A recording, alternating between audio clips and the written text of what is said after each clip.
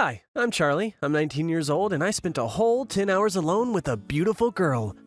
In a broken elevator. It was enough time to overcome our insecurities and show each other our best side. But everything went wrong. It happened on Christmas Eve. I hopped into the elevator and saw that my riding companion on a trip to the 6th floor was a very pretty girl. I took a deeper breath to better smell the scent of her perfume as the elevator jolted and froze. I was confused, wondering what had happened as she was already trying to report the problem to the elevator service. Strange, no one's answering. I'm Dina, she said, smiling. And I'm Charlie. She looked at me questioningly, expecting me to say something else, but absolutely nothing crossed my mind. Time passed and I continued to be silent, trying to look completely at ease as if I were not embarrassed by the awkward silence. I really wanted to get to know her better. When would I ever get another chance like this? I just couldn't figure out where to start. She spoke first. This is taking a long time. I hope we'll be out in time for the holiday. I heard that someone once spent 42 hours in a broken elevator. I fell silent when I saw her looking at me with frightened eyes. What was I doing? I'm a complete moron! An hour passed. After 2, we were sitting on the floor with backs propped against the not-so-clean elevator walls. After 4 hours, we were rummaging through all of our belongings in search of at least some kind of food. After 5 hours, we split a piece of candy that Dina found in her bag.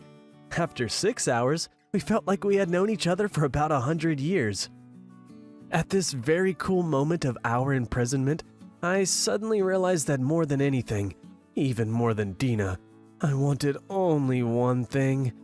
I urgently needed a toilet. Dina noticed that something was wrong with me. I didn't want to talk, but I couldn't hold it anymore. She quickly pulled an empty water bottle out of her bag. Here you go. Do it. I shook my head. I couldn't do it in front of her.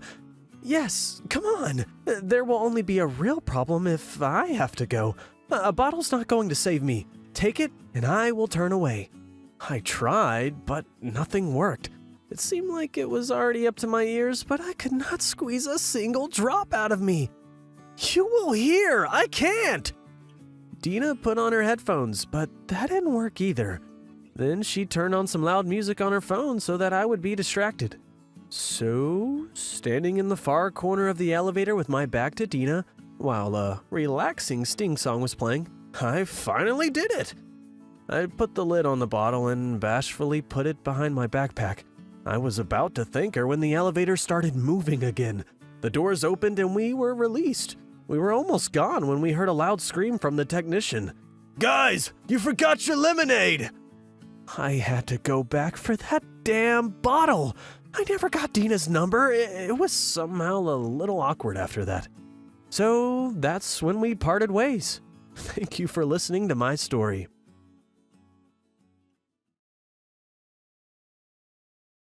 Hi everyone, my name's Marcus, and I'm 16. I'm not a fan of romantic comedies, candlelit dinners, and all that love nonsense. I have my dog Harry, and I don't need anybody else. Every morning I walk him in a park. But on the day of July 21st, being irritated by occasional strangers in order to avoid any contact, I turned onto a small path covered with grass and leading down to the lake.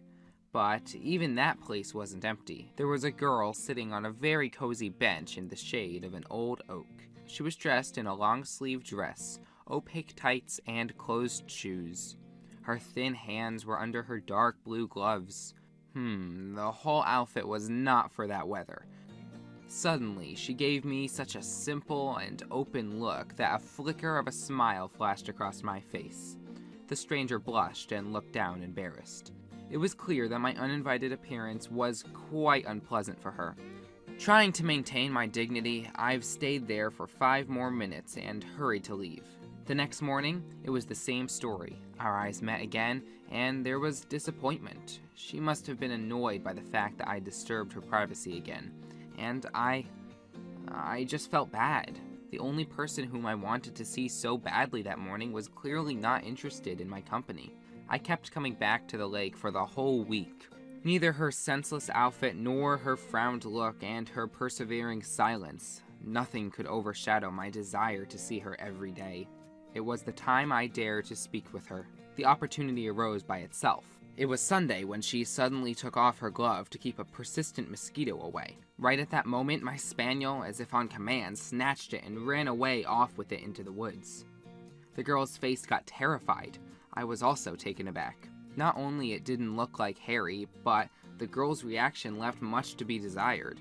I rushed after the dog and hurried to return the glove. Unexpectedly, in response to that, the girl gave me a sweet and touching smile. 2 dimples showed up in her cheeks. Her face got enlightened as she spoke to me for the first time. "I'm Cass," she said. She was 15. Since that day, my life would never be the same. For the first time ever, I had a girlfriend. She was 15. Her long white hair and sweet face gave me a reason for me to be happy every day. We laughed, talked, and even argued since I was a fan of DC while she was a fan of Marvel. The whole following week was just beautiful, right until the moment when I dared to touch her for the first time. I only touched her naked hand between her sleeve and the unfortunate glove, but she drew back terrified and ran away.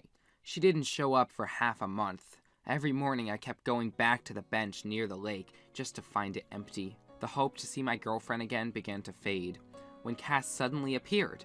She was sitting at our place, as if nothing happened, as beautiful and thin as before, in her long-sleeved dress and dark blue gloves on her hands.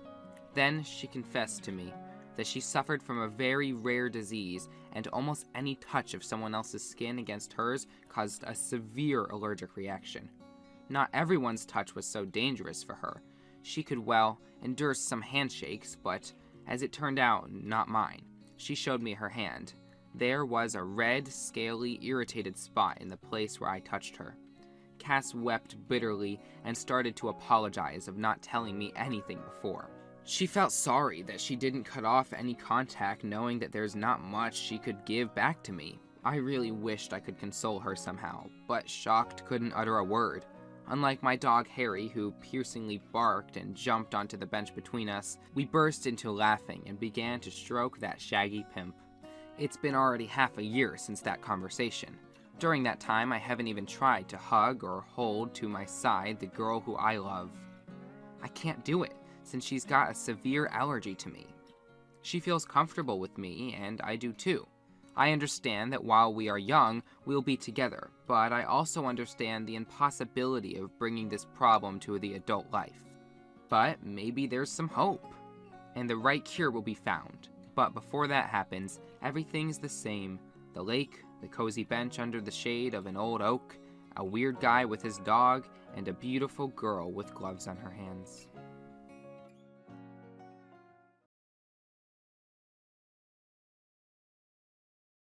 Hello, I'm Liv. I'm 22 and I always dreamed of skydiving, ever since I was a kid. My dad has done 11 jumps.